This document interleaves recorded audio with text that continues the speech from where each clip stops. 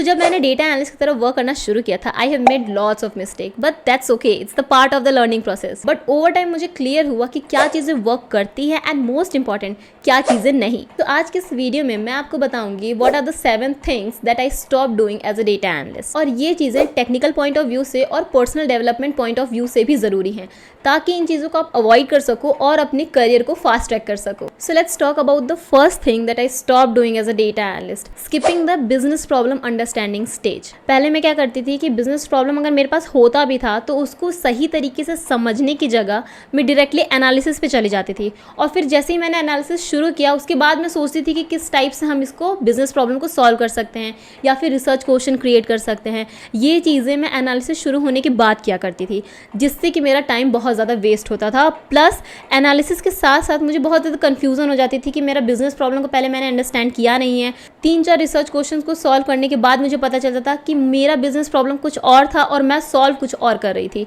पहले आपको बहुत ही अच्छी तरीके से बिजनेस प्रॉब्लम को समझना चाहिए, उसके बाद ही एनालिसिस शुरू करना चाहिए। अगर आपने बिजनेस प्रॉब्लम समझा ही नहीं तो जो भी आप एनालिसिस करोगे वो आपका किसी और ही डायरेक्शन में जाता रहेगा, जिससे कि आपको वापस से बैक ट्रैक करके वापस से अपना एनालिसिस को शुरू करना पड़ेगा। इसमें क्या होगा कि आपको टाइम भी वेस्ट होगा। तो अगर आप as a data analyst work कर रहे हो या फिर प्रिपरेशन कर रहे हो, प्रोजेक्ट बना रहे हो, तो इस स्टेप को तो बिल्कुल भी स्किप नहीं करना है। Now the next thing that I stopped is over complicating the visualisation और द डैशबोर्ड्स। पहले मैं क्या करती थी, जब मैं प्रिपरेशन भी कर रही थी डेटा एनालिसिस के लिए, तो जो मैं डैशबोर्ड बनाती थी काफ़ी ज़्यादा फैंसी डैशबोर्ड बनाती थी, काफ़ी सारे उसमें चार्ट में ऐड करती थी। प्लस ये वाली गलती मैंने अपनी जॉब में भी की थी। जब मैं जॉब में भी अपने डैशबोर्ड्स बनाती थी क्लाइंट्स के लिए, तो उसमें इतने सारे चार्ट्स डाल देती थी कि क्लाइंट्स भी कंफ्यूज हो जाते थे कि क्या बनाया हुआ है, क्योंकि 2-3 चार्ट तो ऐसे होते थे जो सेम इनसाइट को शो करते थे, और कुछ चार्ट ऐसे होते थे जो जस्ट मैंने क्रिएट कर दिया था just for the analysis purpose, insight purpose, but वो क्लाइंट को उससे कोई भी मतलब नहीं था, उन्हें वो चार्ट्स देखने ही नहीं थे डैशबोर्ड पे। तो इससे मुझे प्रॉब्लम होती थी कि क्लाइंट वापस से डैशबोर्ड भेज देते थे, कहते थे कि इसको वापस से क्रिएट करो, ये सब चार्ट्स रिमूव करो। तो अगर आपको ऐसा फीडबैक मिलता है तो फ्रस्ट्रेशन भी होता है कि इतना अच्छा मैंने डैशबोर्ड बनाया और इसको लग रहा है कि इसमें पता नहीं क्या क्या चार्ट्स मैंने डाल दिए हैं, प्लस मैंने कुछ इररेलेवेंट चार्ट्स भी डाल दिए हैं, राइट। इससे बेटर है कि पहले आप अच्छे से एनालिसिस करो। एनालिसिस करने के बाद क्लाइंट से, जो भी जिसके लिए भी आप डैशबोर्ड बना रहे हो या फिर अगर खुद का भी प्रोजेक्ट बना रहे हो, तो समझो कि क्या चीज़ें इंपॉर्टेंट हैं शो करने के लिए, बिजनेस प्रॉब्लम को समझने के लिए या फिर बिजनेस प्रॉब्लम को सॉल्व करने के लिए। सिर्फ उतनी ही चीज़ें आपको सिर्फ उतनी ही चीज़ें आपको डैशबोर्ड में ऐड करनी है। बहुत ज़्यादा फैंसी विजुअलाइजेशन नहीं बनाना कि बहुत सारे टेक्स्ट उसमें ऐड कर दिए, सिर्फ उतना ही इन्फॉर्मेशन निकलना चाहिए जितना ज़रूरी है। Next thing that I stopped is chasing every new tool और फ्रेमवर्क। स्टार्टिंग के करियर में मैं क्या करती थी कि अगर कोई न्यू टूल आ रहा है या फिर लग रहा है कि हाँ डिमांडिंग है, तो मैं उस पर जंप कर जाती थी, उसको सीखने लगती थी। कोई नया लाइब्रेरी आया है पाइथन में तो मैं उसको सीखने लग जाती थी। तो इससे क्या होता था कि वो लाइब्रेरी तो मैं सीख रही हूँ बट उसका कोई वर्क ही नहीं है, कोई यूज़ ही नहीं है मेरे प्रोजेक्ट में। बाद में जब मैंने टाइम वेस्ट कर दिया तब मुझे रियलाइज़ हुआ कि मुझे सिर्फ फंडामेंटल्स पे ही फोकस करना चाहिए और सिर्फ वही नई चीज़ सीखनी चाहिए जो कि मेरे जॉब में या फिर मेरे वर्क में रिक्वायर्ड हो। इसके अलावा मैं चीज़ों को स्किप कर सकती हूँ। अगर उसकी रिक्वायरमेंट आती है तो मैं सीखूंगी, अगर उसकी रिक्वायरमेंट ही नहीं है, अगर उसका फ्यूचर में कोई डिमांड ही नहीं होने वाला है, तो मैं उसको सीख के भी क्या करूँगी, मैं अपना टाइम ही वेस्ट कर रही हूँ, करेक्ट। तो हर एक न्यू टूल को सीखना ज़रूरी नहीं है। जितना स्किल्स आपको आता है ये उसको ही और अच्छा करने की कोशिश कीजिए, उसमें ही और हैंड्स ऑन करने की कोशिश कीजिए। Next thing that I stopped is coding without proper documentation. So ये वाली जो प्रॉब्लम थी ये मैंने डेटा एनालिस्ट की तरह जब मैं वर्क करी थी तो भी मैंने फेस किया, प्लस जब मैं प्रिपरेशन करी थी तो भी मैंने फेस किया। प्रोजेक्ट का मैंने कोई ढंग से डॉक्यूमेंटेशन जब नहीं बनाया था तो मुझे प्रॉब्लम होती थी इंटरव्यूज़ में उसको एक्सप्लेन करने के लिए।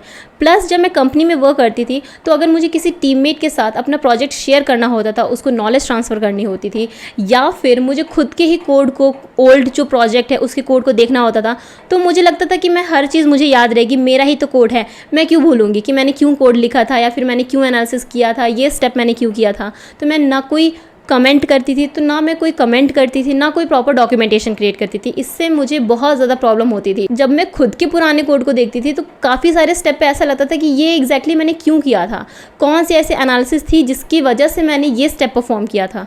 तो इससे बेटर है कि कोई भी आप ऐसा तो कोई भी प्रोजेक्ट आप क्रिएट कर रहे हो कंपनी में या फिर खुद के लिए, एक प्रॉपर डॉक्यूमेंटेशन क्रिएट करना, या फिर अगर आप डॉक्यूमेंटेशन ना भी क्रिएट कर पाओ तो मार्कडाउन ऐड करना या फिर कमेंट ऐड करना कोड से पहले, दैट इज़ वेरी इंपॉर्टेंट। जब आप पुराने प्रोजेक्ट्स को देखोगे तो आपको तुरंत से याद आ जाएगा कि आपने ये चीज़ें क्यों की थी। तो डॉक्यूमेंटेशन करना इज़ वेरी इंपॉर्टेंट। नेक्स्ट जो चीज़ मैंने स्टॉप की, diving into the work without researching the topic. तो स्टार्टिंग के करियर में अगर कोई भी मुझे नए स्किल से रिलेटेड या फिर नए टॉपिक से रिलेटेड, नए प्रोजेक्ट से रिलेटेड कोई काम मिलता था तो मेरी डायरेक्टली जंप कर जाती थी वर्क करने पे, ना कि उसके बारे में रिसर्च करती थी। तो इससे क्या होता था कि मेरा काफ़ी ज़्यादा टाइम वेस्ट होता था, प्लस मुझे इनकम्प्लीट सॉल्यूशंस मिलते थे क्योंकि मैं सोच नहीं पाती थी कि इसको किस तरीके से और सॉल्व किया जा सकता है, राइट। तो जब आपको किसी टॉपिक के बारे में वर्क करना हो, प्रोजेक्ट बनाना हो, तो हर एक स्किल की अंडरस्टैंडिंग होना, कंप्लीट ओवरव्यू होना, रिसर्च करना, ये बहुत ज़रूरी है। जब आपके पास कंप्लीट ओवरव्यू रहेगा हर एक स्किल का कि उस स्किल से क्या कर सकते हो, क्या नहीं कर सकते हो,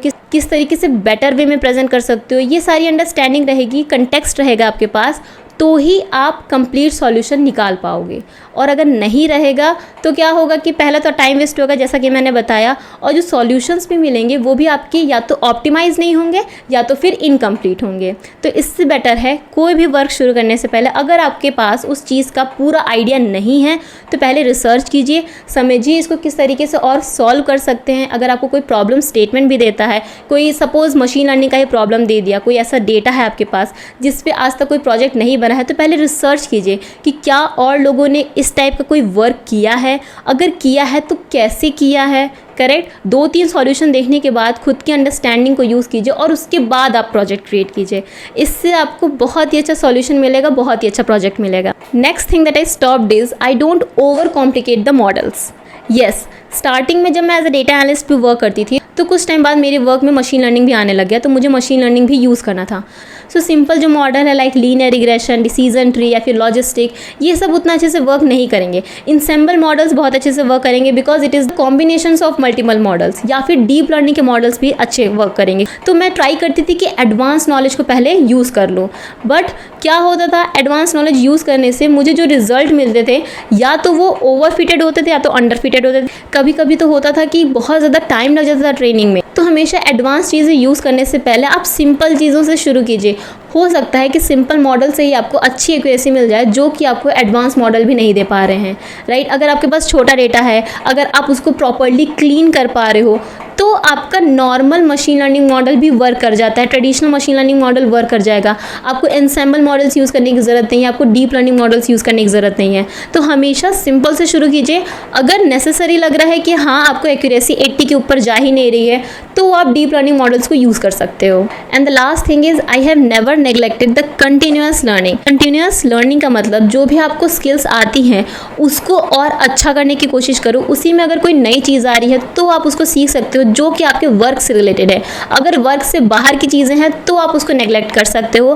कंटिन्यूअस लर्निंग में ऐसे स्किल्स भी आ जाते हैं जो इन डिमांडिंग है, जो कि फ्यूचर में आपको हेल्प करेंगे। क्योंकि एज अ डेटा एनालिस्ट मुझे डेटा साइंटिस्ट की तरफ जाना था, उसकी तरफ स्विच करना था, तो मैंने हमेशा ही डेटा एनालिस्ट के स्किल्स को अपने और इंक्रीज़ करने की कोशिश की थी।